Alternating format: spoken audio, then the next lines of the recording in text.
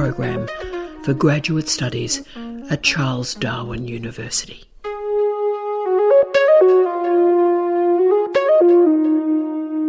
Hello, I'm Tara Brabazon and I'm the Dean of Graduate Studies at Charles Darwin University. Welcome to this Touchstones session. Why do milestones? Every now and again a supervisor says to me, we're all wasting time doing these damn milestones. Or, when I did my PhD, I never did a milestone and I finished. Now these are both legitimate queries and questions and statements, so let's talk about it. And I wanted to start with a quotation from a PhD student in public health. He started his milestone worried about how the milestone would take time away from his research. Now, when he was reviewing his milestones at the end of his degree, he stated in his feedback, quote, "Having these milestones to compile all of the work to date has put things into perspective and demonstrate how much work has been done." End of quote. So let's talk about perspectives and milestones. If you as a supervisor are a bit wary, then let's talk through these concerns in this touchstone. To do this, I offer a trope, a theory, a model, a strategy for planning. And this theory, trope, model, strategy is called backward mapping. It's also described as backward design. So let's put milestones in a different context. The key question is, how would you live your life differently if you knew the date and the time of your death? I'll ask that again. How would you live your life differently if you knew the date and the time of your death? Now that question encourages backward mapping. Backward mapping, which is also backward planning, backward design, is a theory and a strategy used by teachers through all levels of education to create learning experiences, but also to achieve learning goals. To commence backward mapping, we start with learning objectives. What are we trying to achieve? What are we trying to learn? What are we trying to gain? What skills are we trying to gain? We are overt with these learning objectives, and then we move backwards from these objectives to work out how to obtain these goals. In primary and secondary education, these learning objectives are often linked with a national curriculum and national standards. This was a radical change in teacher education. So much of teacher education when I started my education degrees, when dinosaurs roamed the earth, but so much of that curriculum was about how to plan individual lessons, lesson plans. Wow. But what was the relationship between that individual lesson and what we wanted students to learn overall? You know, what we wanted them to learn through the semester or the term, through their entire school career. Backward mapping made sure that teachers and learners focused on the big ideas, the big learning goals, rather than a specific lesson or lesson plan. Students are doing their assignments, their assessments, for a reason. What are those reasons? And we need to link those assessments with the big goals of learning. And that requires backward mapping. So the focus is on goals, not process. This is, of course, an ideal theory and method for a PhD, or indeed any research project, because really, to be frank, process doesn't matter too much. The thesis is everything. Our students have one job, one assessable object, a PhD. The thesis is the learning object, the outcome, and backward mapping starts there. So we have a time limit, 3 years. We have an outcome or learning object, the thesis. Right, we're ready to go. We have international standards to reach. What we as supervisors think about research is one perspective, but what really matters is what those international examiners think of that thesis. Backward mapping must begin from the international examination moment of a higher degree. Therefore, we need to backward map what we need to do. What does our student need to know?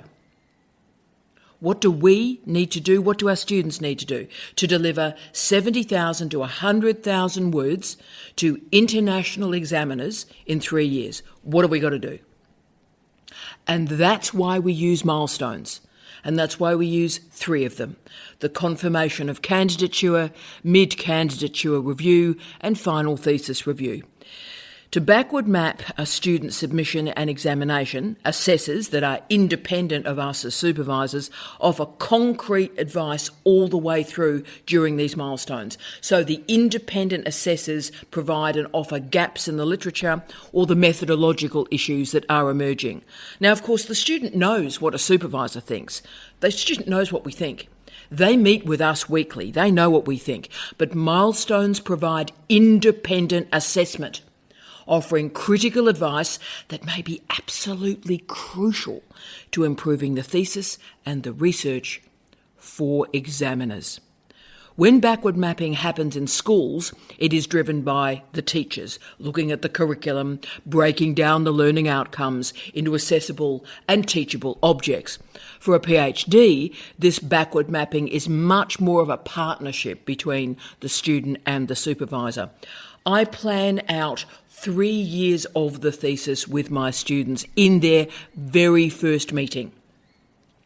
I do a diagnostic in that first meeting, and I get the students to produce, if possible, 3 chapters in the first year. I've always said the only way a student finishes in 3 years is to have a powerful first year. So in that first meeting of the PhD, they need to backwardly map. Start with a completion in 3 years and break the chapters down into that time frame. Then break down the work required in each chapter and place a time frame around the completion of each of those chapters. And then you start. That's it. That's backward mapping. And whether we're talking about primary school or a PhD, backward mapping has particular characteristics. The planning is crucial. Learning objectives, demonstration of learning, formative assessment, summative assessment, review of learning, and then we start again with the planning cycle. So milestones allow students and supervisors to simplify backward mapping, even if our students don't have any idea what formative or summative assessment is. In the milestones, students are asked for professional development, the professional development programs they've completed. That's formative. And publications and seminars the students have delivered, that's summative. So chapters are the demonstration of learning. Backward mapping is important because it ensures that students are successful and they reach their goals. For supervisors, for us, for teachers, it renders learning, it renders supervision predictable, rational, and logical.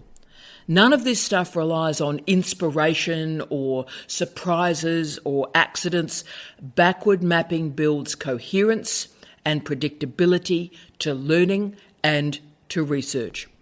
The challenge with backward mapping in the doctoral space is that it is a teacher-led theory within school-based education. But in the doctoral space, it is a partnership between a supervisor and a student. But the point is, students have not done a PhD before. A supervisor, we've all supervised 10, 20, 30, 50, 100, 200 PhDs through our career. We know what works, we know what doesn't, and we know the specific lags and barriers that students may confront. But students in a doctoral program are in a program of individual study. Backward mapping will be different for every single student. So while we're in, say, a Year 4 classroom, the goals and the standards are the same. The assignments are the same. The classroom activities are the same. But the doctoral space is bespoke and customised. Therefore, backward mapping must fit the student project, and all the progress and the outcomes must fit into that project and the student's strengths and weaknesses. Backward mapping can help because a thesis is just too big. It's too big to grasp, and 3 years is too big to plan. So we break down the thesis. We break down the research into readings, experiments, fieldwork, archival work. All of it is broken down into bite-sized chunks. We need to attack the length of time to complete these chunks of work. We really need to attack these projects and make sure they're aligned with a particular time frame. The final great strength of backward mapping is it makes students think about assessment. How are students demonstrating the completion of their work? And this must be an evidence-driven process. How is your student demonstrating their progress to completion? And of course, the meta point about backward mapping is that it is a strategy that teaches students about learning. It is a mode of supervision that teaches our students how to supervise. The key change in backward mapping is that we must think a great deal at the start about the end goal. And we also have to think about the teaching and the learning activities that will be required to reach those goals. Backward mapping solves the two great flaws, errors and disasters of doctoral mapping. The purposelessness of some candidatures where they just drift along with no real sense of what the project actually is, and of course the generalised nature of some research projects that are just too big at the start and they remain too big and therefore they're actually impossible to complete. Backward mapping gives us a purpose, it gives us a focus, and it cuts away the extraneous bits of the project as early and as quickly as possible. The big questions are, what is the result that you want? And the answer is a thesis. What evidence will you require to demonstrate the progress on that result? And what activities and actions will you require to create that evidence? The take-home message from backward mapping is begin at the end, commence the thesis thinking about its ending. Therefore, when you're asking as a supervisor, why are we doing milestones? The answer is we can ponder how to plan, but we can execute a delivery of a thesis on time. We do milestones so that a PhD becomes predictable, transparent, and completed, because the best PhD is a completed PhD, and backward mapping can help us get there. Thank you for your time. Thank you for listening to Touchstones, our professional development program for graduate studies at Charles Darwin University.